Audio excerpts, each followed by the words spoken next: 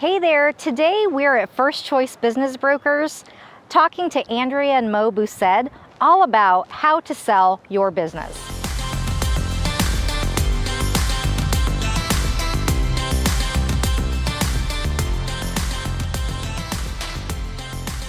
Hello. Hi. So you two are business brokers here in Las Vegas.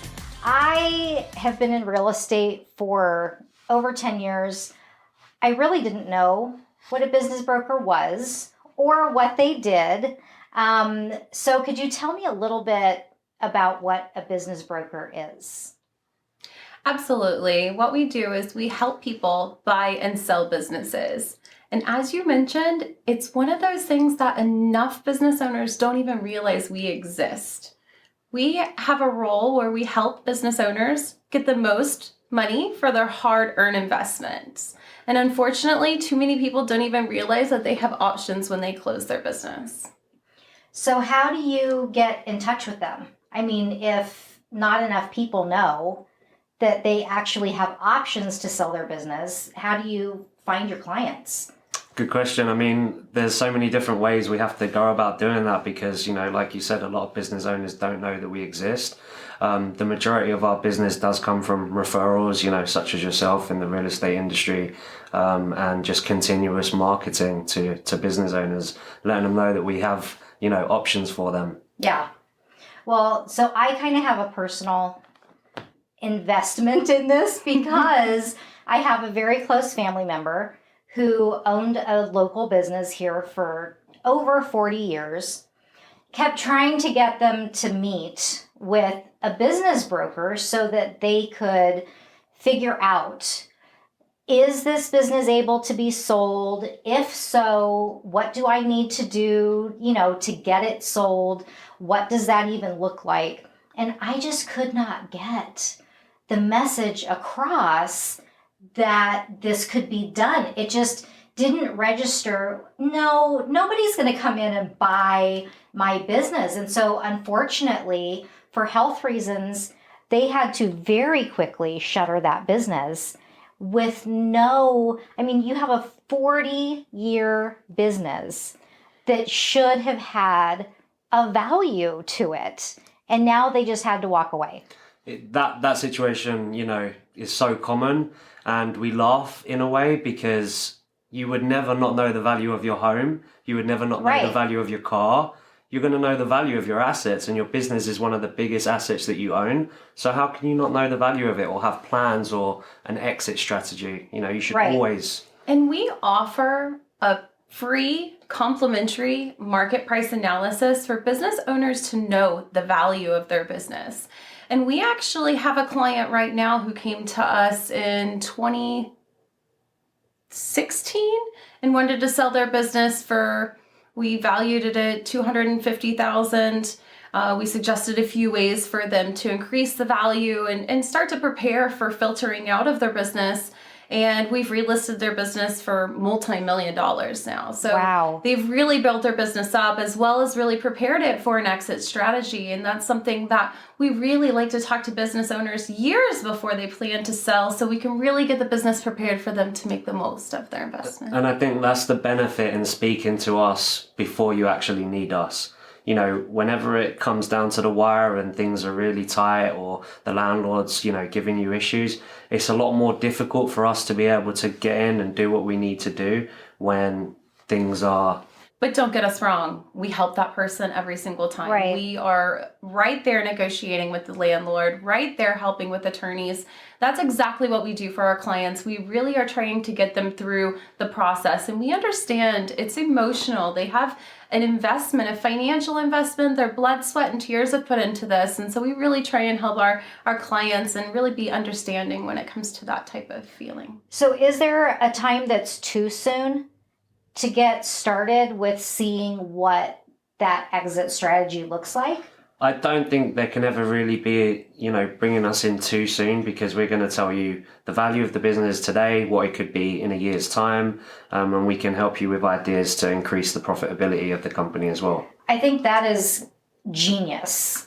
Because sometimes you get stuck as a business owner. I know I did. I got really stuck in the way that traditionally things were done, and it wasn't working for me. So I had to do a huge shift, very uncomfortable. Sure. Like here sitting, looking at a camera, talking, talking to people is no problem, but you put a camera in front of me, I just, okay, goodbye. Changes I'm everything. leaving now. But I think it's so important that that option is there for them to say, okay, here's your business today with these, changes. This is what your business could be valued at a year from now, 2 years from now, 5 years from now. Because I think sometimes people don't realize that there's ever an out. We actually suggest somebody to reach out to us approximately 3 to 5 years before they're thinking about selling, because what's typical is a buyer will request the last 3 to 5 years of financials. So that gives us a chance to really speak with somebody about how to prepare their financials in the best way that they can. So when a buyer comes in, they can really identify how much money the business is making. Yeah, that's a good point. Okay, so I guess just for my own, because I've never sold a business, so I don't know what that actually looks like or feels like. Where do the employees fit into this scenario? So, I mean, the employees is one of the most important assets that you can purchase with a business. That's what allows the business to be turnkey. So pretty much every buyer would always expect that the employees would remain with the business. And we would always advise a business owner not to disclose that the business is for sale until after the business is closed, because we've had experiences with clients. One gentleman, we said, do not say that this business is for sale. He had a very close relationship with the manager. He did disclose the business was for sale, and all the staff walked.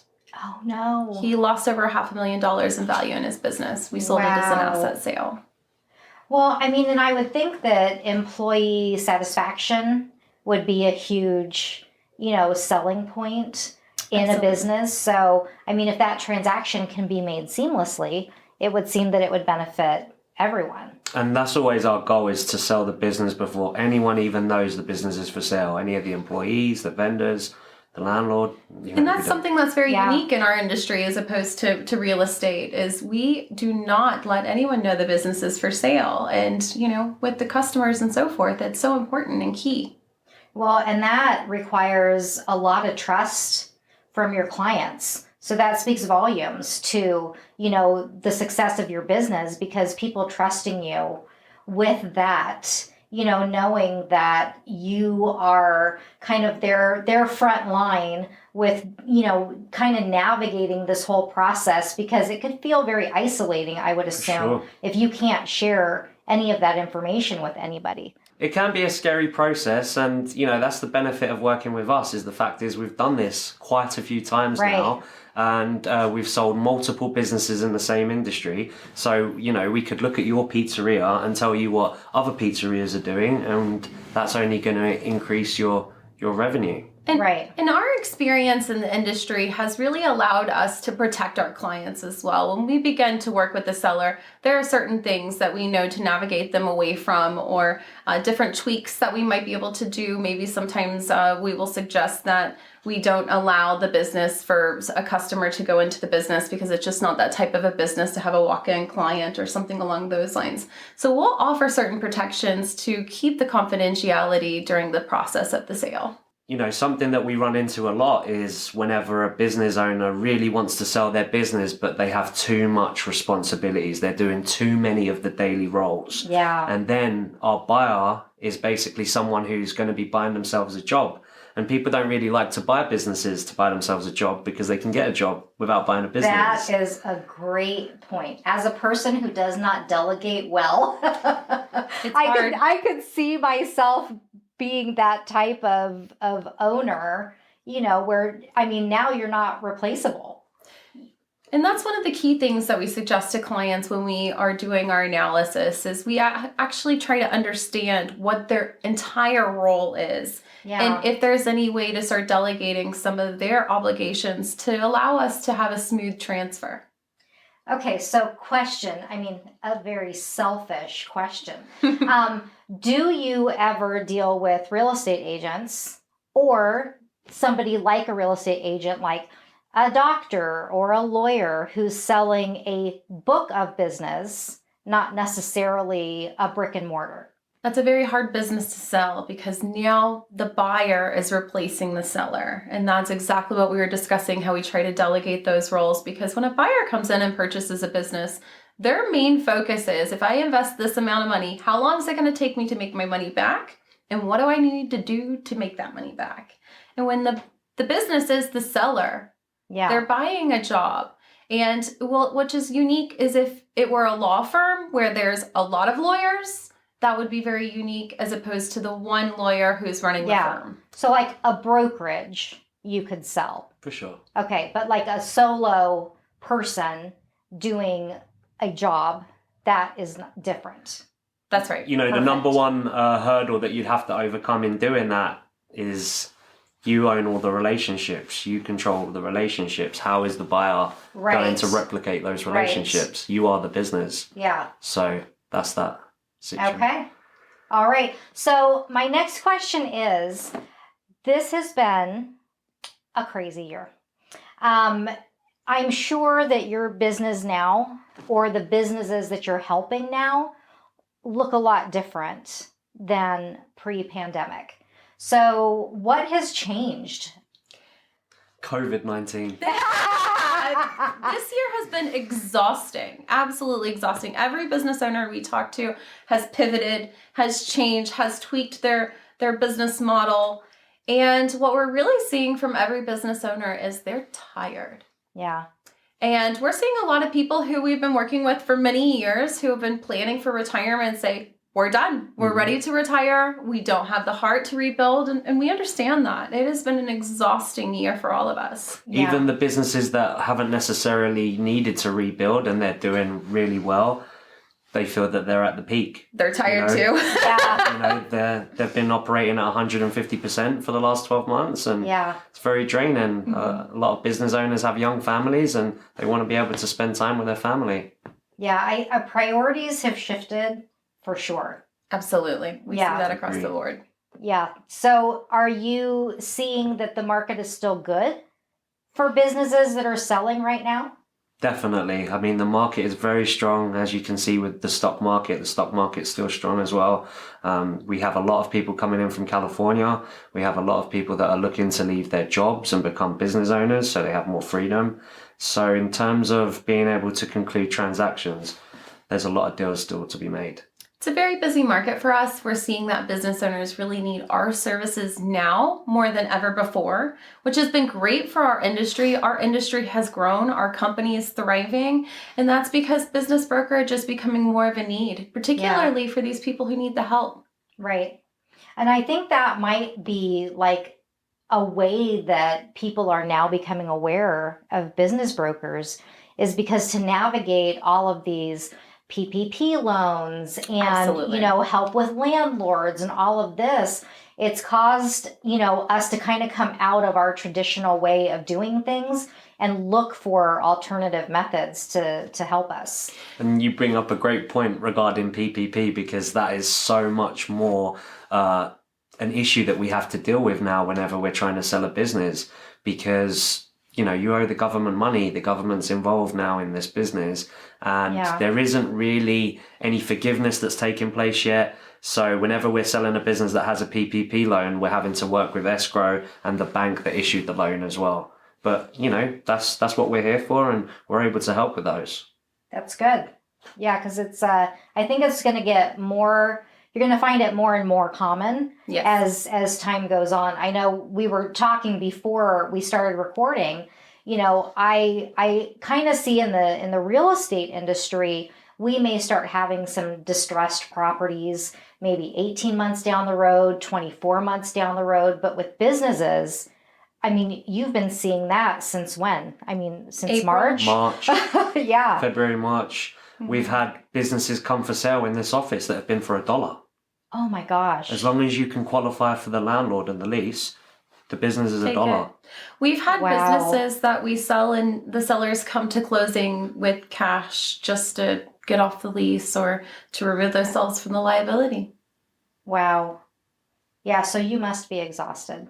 That We're ready for emotional, vacation. yeah, I mean that, well, once we can travel, right? Yes, Yeah. exactly. I mean that emotional drain though, I mean I'm sure you're feeling that as well from a lot of your sellers. You know, when we work with a client, we're signing up to take on those burdens with them, Right. and we're championing, the situation and trying to get them over the finish line. I So feel- we do carry that. And I with feel us. like we add a lot of value to our clients for that, because there's such emotional times during the entire process that we can let them know, absolutely, completely understand what you're going through. We've seen it with every transaction we've done. Here's how Right. we would handle it. Let's move forward this way. And that's really where we lend our value to our clients. So I know that if my husband was in my industry, we would have completely different takes on everything, like what car to drive, what marketing to do, what we thought was best for this client. So has that affected you guys at all?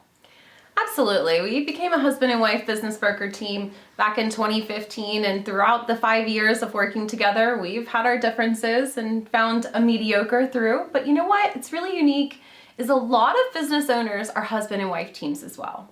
So we find a lot of camaraderie that we are also managing our business as a husband and wife team.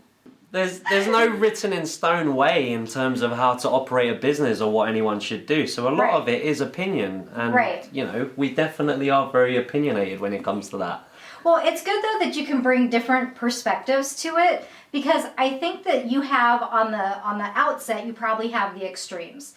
And then everything kind of gets brought into, okay, we can navigate through this shared, kind of design that we've created through probably all of the discussion that goes into it. There is a lot of gratitude and good feeling that you get when you're able to work with your husband or wife on a business or on a project together, and you can look back and see, all of your hard work and everything. Yeah. And there's so much when you run your own business. It's easy to take on certain roles. And what we try and do is we try and focus on what we're good at. Mo does a lot of working with our clients. I do a lot of our marketing and back of the house, and it works well for us. And we see the same thing in other business owners. We see that some people will run a certain section and the other partner will run another section, and it works well together. Well, I mean, and I just know that there's certain things that I'm not good at. When I go to a house and I try to open a door and the lock is stuck, I'm not opening the door. He's opening the door because I'm like, doesn't work. Who's here to help me? Right. Yeah, so I mean, there's just certain things that's good. Huge That advantage. you have that, kind of balance that you play to your strengths. Because I think a lot of times, like I used to do, I tried to be everything, and I'm not good at everything. No. So you really do have to pick, and stick with what you're good at. So I think that's a great way to run a business, in my opinion. The power of the team definitely works. Absolutely. This year, our team's really grown, actually. We have additional agents as well, so we're really growing on all different dynamics, and it's kind of a unique time for us. I mean, we've seen a lot of agents who aren't really looking to grow, but then at the same time, we've just continued to thrive and grow, and it's great because business owners are really starting to learn that we're out there. Yeah. Something I always like to ask, because Vegas is such a unique place to live, is how people came to live here. So I came to live here because my dad was in the construction industry. And so I was brought here as a child. No choice. No one asked me. So how did you guys come to live in Las Vegas? I mean, I don't want to point it out, but one of you has an accent that doesn't sound like you might be from the United States. So your journey may be a little bit different, Mo. I don't want to. I don't want to point fingers or anything, but it's you. It's definitely me. I came to the US in 2006 and I immigrated to Florida. I lived there for about 10 years where I met Andrea. And, we came out here in 2014 and we built an amazing business and have a lovely family. And So when we originally met, we thought we wanted to be business owners. So we started looking at some options and how we could get to the point of actually owning a business. We met a couple business brokers and we started to think, wow, what a really interesting industry. And then we did a little bit more research and we found out that here in Nevada is the only state in the nation that requires a real estate license and a business broker permit to be a business broker. At that time, there was less than 100 business brokers in Nevada. Wow. So we came out here to feast our eyes on the business owners. And it's been amazing because since we've come out here, we've really seen our company grow and our industry grow. And Vegas is one of those big cities, small towns. Absolutely. And For sure. every year it's just word of mouth and referrals have grown for us, and that's our favorite type of marketing. You know, after a certain time you go out for dinner and you hope someone doesn't recognize you because you already know everyone. I don't know if it's that small. But yeah, I mean, it definitely is. I know I graduated high school in the 80s and I was at Target and just walked in, hadn't seen this person in 30 years. And I'm like, hey, how are you? You know, I mean, so it's a very small town in that aspect. So just to put a little bit of perspective on it, I'm probably going to get this number completely wrong, but I think there's somewhere around 17,000 licensed real estate agents just in Las Vegas. And you're saying there's only 100. That was 5 years ago now. Okay, but that's, you said the state of Nevada. That was the whole of Nevada. Yeah. So I mean, you guys really are a treasure that people need to get in touch with and stay in touch with, because this is not a one-stop shop, you know, we're going to sell your business in 2 minutes and be done. It's not, and being a business broker is not easy. So we've seen a lot of people come in and try and sell businesses, and it's a different type of sale, and it's a very emotional sale, and you have to be that pillar to help somebody really get through the unusual times. And I think the biggest thing to consider as a business owner when looking to work with us is we save time, we make you more money. So it's a win-win in terms of, you know. And we also have the portion of transferring the liability. What we really offer a business owner is that sense of security of knowing that they've sold their business, they're done with their tax liabilities, everything is a clean and clear transfer. And that's the most important thing when you're selling your business. So thank you for joining me and Andrea and Mo Boussaid today. And I am going to link all of their information below because you really do need them in your corner for advice, for trust, for strategy, if you eventually see yourself selling your business, or on the flip side, if you're looking to buy a business. So all their information will be below. Contact them. You will not be disappointed. Thank you so much. Oh, you're so welcome. We'll see you the next time. Bye.